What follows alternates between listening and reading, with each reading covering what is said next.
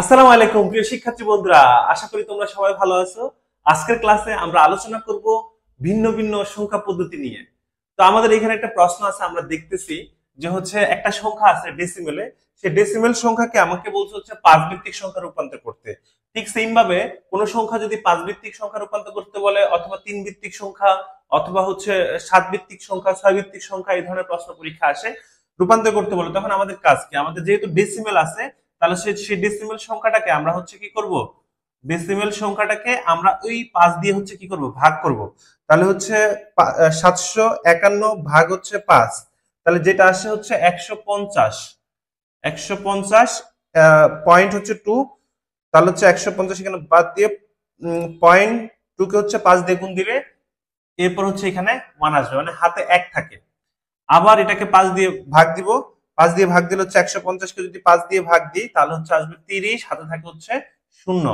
আবার এটাকে পাঁচ দিয়ে ভাগ দিলে 5 6 30, হাতে থাকে শূন্য। আবার পাঁচ দিয়ে ভাগ দিলে পাঁচ একে পাঁচ, হাতে থাকে কি এক।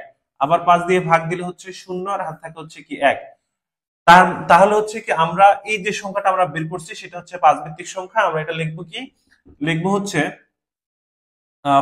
751 ডেসিমেলে আছে, সেটাকে আমরা পাঁচ ভিত্তিক সংখ্যা 11001, এটা আমাদের পাঁচ ভিত্তিক সংখ্যা। ঠিক এরকম ভাবে তোমাকে যদি বলে দুই ভিত্তিক তিন ভিত্তিক সংখ্যা রূপান্তর করতে, তাহলে তিন দিয়ে ভাগ দিবে। যদি চার ভিত্তিক বলে চার দিয়ে ভাগ, যদি ছয় বলে ছয় দিয়ে ভাগ, সাত ভিত্তিক বললে সাত দিয়ে ভাগ। এখন আমরা আলোচনা করব কিভাবে তিন ভিত্তিক সংখ্যাকে আমরা ডেসিমেলে বা ডেসিমেল থেকে অন্য কোন সংখ্যা পদ্ধতিতে নিব, সেটা নিয়ে আলোচনা করব।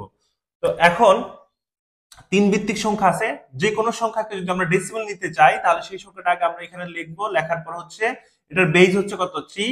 তাহলে 1 কে আমরা 3 দ্বারা গুণ দিব, প্লাস 2 কে কত? 3 দ্বারা গুণ দিব, প্লাস 2 কে 3 দ্বারা গুণ দিব।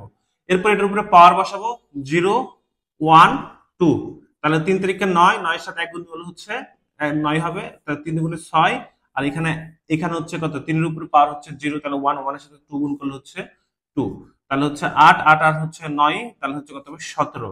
এটা ডেসিমেলে যদি আমরা করি তাহলে ডেসিমেলে এটা হবে 17। তাহলে কোন একটা সংখ্যাকে কিন্তু আমরা যে কোনো সংখ্যা পদ্ধতি থেকে ডেসিমেলে নিয়ে আসতে পারি। এখন যদি সংখ্যাটা যদি এরকম হইতো যে এখানে তিন ভিত্তিক সংখ্যাকে যদি আমাদের বাইনারিতে কনভার্ট করতে বলতো, তাহলে কিন্তু তিন ভিত্তিক বলো অথবা তোমার কোনো আননোন কোনো ভিত্তি থাকে, সেটাকে কিন্তু সরাসরি আমরা কি করতে পারি না?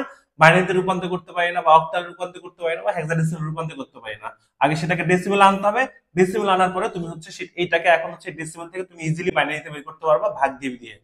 তো তো আশা করি তোমরা বুঝতে পারছো। তো আজকের ক্লাস এই পর্যন্ত। সবাই ভালো থাকো, সুস্থ থাকো, আল্লাহ হাফেজ।